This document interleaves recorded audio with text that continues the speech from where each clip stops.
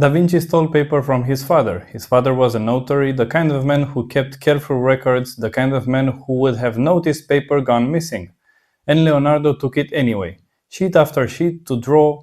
Later in life he spent years dissecting corpses in secret, just to understand how a muscle actually moves under skin, so that when he painted a hand, the hand would be true. Not pretty, true.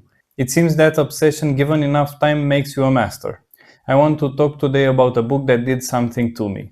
Robert Greene's Mastery. I've listened to it probably 4 or 5 times now, maybe more. I've genuinely lost count. And at the start of this year, I picked it up again. Started over from the beginning, just to get back into that way of thinking. But here's the thing I want to actually unpack with you today, because it's more complicated than just a great book that changed my life. I want to tell you what it taught me, what I recognized in myself because of it, and also what happened more recently when I went back to it and it didn't work the way I expected. If you want to keep in touch, I have a studio letter where I present recent work and other nice things from the studio. Link in bio. Let's start with what the book is actually about, because I don't think How to Become a Master fully captures it. What Greene is really doing is normalizing genius. He's taking people we look at and think there's not a human being, there's something else, an alien, a magician, something touched by something the rest of us don't have access to, and he's saying no. Most of what looks like magic is obsession, pointed in one direction for long enough without blinking, without looking away, even when looking away would be much easier. I find that idea both comforting and a little terrifying. Comforting because it means the door is unlocked. It's not some generic lottery you either won or didn't. Terrifying because the price of admission is real and it's not talent. It's time and focus, which are so much harder to fake, so much harder to shortcut. You can't pretend your way through 10,000 hours, you either spend them or you don't. Think about Da Vinci again for a second, the image I opened with, stealing paper as a kid just to keep drawing, spending years later dissecting corpses in secret, in conditions that were uncomfortable at best and genuinely dangerous at worst, just so a painted hand would actually be correct underneath the skin, structurally true, even though no viewer would ever see the bones and tendons he was working from. Nobody made him do that level of study. Nobody was checking. He could have painted competent hands without ever touching a corpse, and most of his contemporaries did exactly that. And their work was still considered excellent by the standards of the time. He went that far anyway, past where the assignment ended, into territory that had no audience but himself. That's the part of the story that actually matters more than the genius part. Not that he was uniquely brilliant, but that he was willing to go further than any job required. For an audience of one, repeatedly, for years, with no guarantee any of it would pay off in a painting anyone would ever see. I think about that a lot in relation to my own habit of consuming everything I could get my hands on. All those lectures and museum talks and art history courses nobody assigned me, nobody was grading me on. There was no external reason to go that far. The only reason was that I couldn't stop wanting to understand more of it.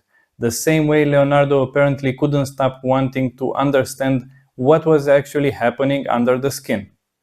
There's something almost violent about that reframing if you sit with it long enough. We like to believe genius excuses us from the work, that some people simply have it and the rest of us simply don't. And that lets everyone off the hook in a strange way. Greene takes the comfort away. He's saying you could have done this too if you'd been willing to pay what it actually costs. I don't know if that's a kind thing to say to someone or a cruel one. Maybe it depends entirely on what you do with it once you've heard it. Now, I know there's a version of this conversation where I'm supposed to tell you the part where I disagree with the book, where I pushed back hard against something in it, and I sat with that question for a while before making this video, genuinely trying to find a disagreement, because I think that's usually the more interesting story to tell. And honestly, I don't think I have a real one here. I think Greene's idea is beautiful, and I think it's true. I don't have the genetics of LeBron James or Messi or Picasso. There is something biological in there, some ceiling I can't fully argue my way around no matter how much I want to. But what I do have is a calling and a set of abilities. And the only real question left is whether I use them at the absolute edge of what they can do, or whether I let them sit half-used, comfortable, never quite tested. If you ignore that calling, Greene says, it will keep knocking on your door. I believe that completely because I felt the knocking myself. More than once, usually at the exact moments I was trying my hardest to ignore it. So let me tell you what I recognized in myself. I never had an apprenticeship, not in the traditional sense Greene describes in the book. No master painter taking me under their wing for years, no formal lineage I can point back to. What I had instead was consumption, years of it. I watched every video I could find of people actually painting, not tutorials exactly, just watching hands move, watching decisions get made in real time. I went through presentation after presentation from galleries and museums, recorded talks, anything that would let me sit in a room with people who had spent their whole lives thinking about images. I took university level lectures on art history, not for a degree, just because I wanted the structure of how the whole story fit together, how one movement answered to the one before it. I read, I painted constantly, in every direction I could think of, oils mostly, but plenty of detours too, experimenting for years without much of a plan, just because the idea of making images obsessed me. Color obsessed me, still does. There's something close to infinite in what color can do on a surface, what it can suggest, what it can hide, and I don't think I've come close to using it up, even after all this time. That's the closest thing I had to an apprenticeship. Not a master studio with one teacher correcting my hand, a self-built one made of fragments, assembled because I genuinely couldn't stop looking, couldn't stop absorbing, even when there was no clear curriculum telling me what came next. I think that's actually closer to how a lot of people in Greene's book learn too, if you look closely. The structure looks different from the outside, but the obsession underneath it is the same engine. There's a stretch in the book where Greene talks about people who live this way, building toward mastery through long, often invisible periods of preparation, and two of them landed on me hard for very different reasons. The first is Proust, and I'll be honest with you, I don't actually like his writing. I tried twice to get through In Search of Lost Time, genuinely tried, gave it real time both attempts, and both times I gave up. Because the high society gossip at the center of it makes me a little nauseous. If I'm being completely honest with you, it feels shallow to me, all those drawing rooms and social maneuvering and who said what about whom at which dinner party, not my kind of depth I'm chasing in anything I read or anything I make. So on the level of taste, Proust and I have almost nothing in common. But what I recognized wasn't the content of his work at all, it was the shape of his life underneath it. He followed his curiosities for an enormous stretch of time, decades really, what looked from the outside like wandering, like not committing to anything serious, like a man who couldn't settle on a real vocation while everyone around him built careers and reputations. People who knew him in those years probably wonder what exactly he was doing with himself. And then, when he understood he was running out of time, genuinely running out, his health failing, the years closing in, he wrote with this kind of fury, this total, almost frightening commitment, because the waiting was finally over and there was nothing left to lose by simply doing the thing he'd apparently been preparing for the entire time without naming it. I don't share his taste, I don't think I'll ever go back for a third attempt at that book, but I share his shape completely. I recognize the long unnamed preparation, the years that don't look like progress from the outside, the thing finally arriving not as a sudden gift, but as an inevitable result of everything that came before it, once the right pressure finally showed up to force it out. The second is Benjamin Franklin, and this one might be even more personal, even more uncomfortable in a useful way. There's a period in his early life, working in a print shop surrounded by other workers, where he's working constantly, refusing to spend money on beer with the rest of them during the day, the way everyone else did without a second thought. And they make his life difficult for it. Genuinely difficult, not just a little teasing. He's not being a team player. He's the guy who won't come out, won't waste the hours, won't blend into the easy rhythm everyone else has settled into. It costs him socially in the moment in ways that actually matter to his daily life in that shop. He's standing among the people he worked beside every single day. But Greene tells it as the moment Franklin understood something very important about how the world actually works. That he'd have to make certain compromises to survive the social world around him without becoming invisible or resented, while still protecting the thing that actually mattered to him underneath all of it: the discipline, the ambition, the refusal to drift along with everyone else's pace. Long term, that protection, even though it cost him in the short term, is what paid off in ways nobody around him at the time could have predicted. I felt that one in my chest for the first time I really sat with it, and I still do. The tension between needing people around you to not actively make your life harder because you're different, and needing to protect the obsession that's actually going to take you somewhere they aren't going. I've had my own version of that tension more than once, in rooms where the easier path was to clearly blend in, soften the edges, not be the one who's working when everyone else has stopped. I think most people chasing something real have felt some version of that exact tension, even if they never put words to it the way Greene does in that chapter. And here's where I have to admit something that the book wrestles with constantly, and so have I. This idea of finding your calling. Greene treats it almost like something you uncover, like it's been there the whole time, fully formed, just waiting for you to notice it. I had real doubts about that framing, more than once, at different points along the way. It felt at times too neat, too retroactive, like a story you can only tell once you already know the ending and you're working your way backward to make it sound inevitable. Nobody's calling feels that clean while you're actually inside it. Mine clearly didn't. There were long stretches where I had no idea if what I was chasing was a calling or just stubbornness dressed up in nicer language. But I kept creating anyway, not because I'd solved the doubt, not because I'd found some satisfying philosophical answer to the question of whether a calling is something real or something we invent after the fact to make sense of our own choices. I kept going because I noticed over and over, across every distraction and every detour, that creating images was the one thing I was permanently obsessed with, the thing I returned to no matter what else was happening in my life. So at some point I simply stopped needing the philosophical question answered. I let the evidence speak instead of the theory. Making images is my calling, whatever that word actually means underneath all that philosophy. Being a perpetual student is right alongside it, maybe even part of the exact same thing, two sides of one obsession. And now I'm trying to do a third thing, which is to share what I've learned along the way with whoever wants to listen, which is a newer instinct and one I'm still figuring out how to do well. The first time I listened to Mastery, I was asking a very specific question. How do I actually become one? Not what is mastery abstractly. How practically me? There's a stretch of time I don't talk about much because it doesn't photograph well, it doesn't make for a good highlight reel of someone's artistic development. I was painting, plenty of it actually, but without much of a through line connecting any of it. One piece would chase one idea, the next one would chase something completely unrelated, and I told myself at the time that this was openness, that this was me staying flexible, refusing to be boxed in one narrow lane too early.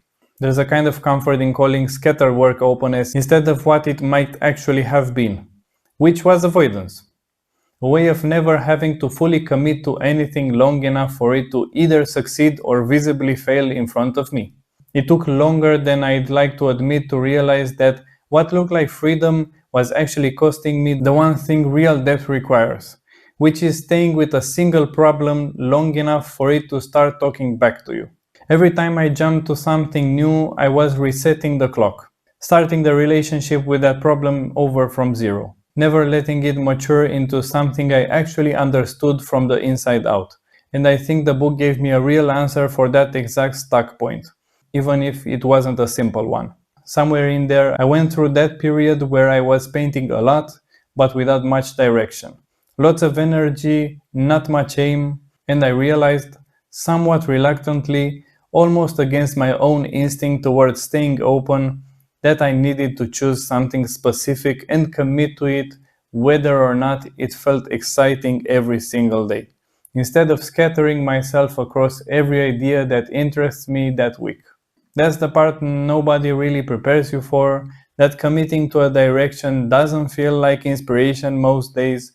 Most days it feels closer to keeping a promise to a version of yourself who isn't in the room anymore to remind you why you made it in the first place. So I started a series. It didn't last nearly as long as I expected it to going in. Looking back now, I see it was more of a test than a destination. Something I needed to prove to myself was even possible before I could commit to it for real. But it taught me something I couldn't have learned any other way. That focus like that was actually achievable for me, that I wasn't just someone who scattered. And from there I moved into the series of elderly portraits, which became 115 pieces over time. And I want to be honest with you about something here because it surprises people every time I say it. None of them are real people. They're invented, built it entirely from imagination, color, and whatever I'd observed about how a face holds character, how age sits in skin, how an expression can carry an entire life that never actually happened. Only 2 or 3 of them were based on real people. The rest came purely out of that same obsession with image and color that started this whole thing for me in the first place. That series showed me the power of sustained direction in a way nothing before it had. I came to respect it, not just intellectually, as an idea I admired in other artists, but in my own hands, in how the work kept deepening the longer I stayed inside one idea instead of jumping to whatever caught my attention that week. Face by face, I started noticing things I hadn't noticed in the first 20, problems I hadn't even known existed, until I'd already solved 50 other smaller versions of them. Now I know I can go deep in a single direction for a long stretch of time, and that I actually have a genuine taste for it, not just a tolerance for it. That's not nothing, that's a skill in itself, separate from whatever raw ability I started out with. So that's the part of the story that's about what the book gave me. Now I want to tell you about the part that's more recent and more uncomfortable, because I think it's a more honest ending. Earlier this year I went back to Mastery, I started it over from the beginning, the same way I had 3 or 4 times before, and at the time I told myself I needed a refresher, that hearing the ideas again would recharge something, would keep me going the way it always had before, the way returning to it had reliably worked in the past. But that's not actually what was happening underneath. And if I'm honest with you, the way I'm trying to be in this whole video, what I was doing underneath the refresher story, I kept telling myself was forcing something. I wasn't lacking information, I'd absorbed that book enough times by then that I could probably recite half of it back to you from memory.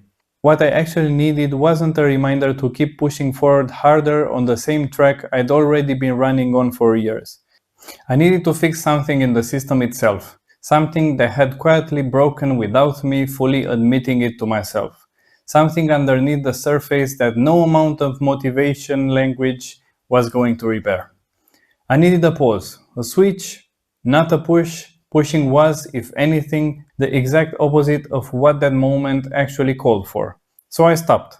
Partway through, I put it down and haven't gone back to finish that particular listen. Not yet, maybe not for a while. And what I've been doing instead since then is trying to follow my curiosities and my calling the way the book describes at its very beginning. Before all the case studies, before Proust and Franklin and all the rest of it.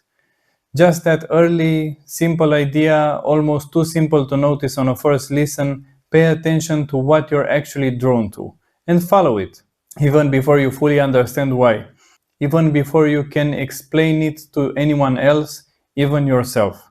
I think I'm close to where I want to be with my own work right now. Not finished, I don't think that's a real destination anyway, not in this kind of life, but close to the direction I want to keep moving in. And I'll keep improving the way anyone serious about a craft has to. There's no version of this where the work stops asking more of you, but I want to do it with a gentler voice in my head this time around. Less forcing, less performing obsession for its own sake just to prove something to myself, and more actually listening to where the curiosity wants to go next, even when it's quiet about it. Maybe someday I'll go back and finish that listen. Right now I don't feel like I need to. And I think not needing to might be its own small kind of mastery. Knowing the difference between returning to something because it genuinely feeds you and returning to it because you're afraid of what happens if you stop. Has that ever happened to you, going back to a book and seeing the exact words completely different the second or the third time around? I'd really like to know. Please leave it in the comments. And if you want to stay close to what I'm making, I have something called the Studio Letter, where I share new work and what's actually going on behind it before anyone else sees it. Thanks for watching.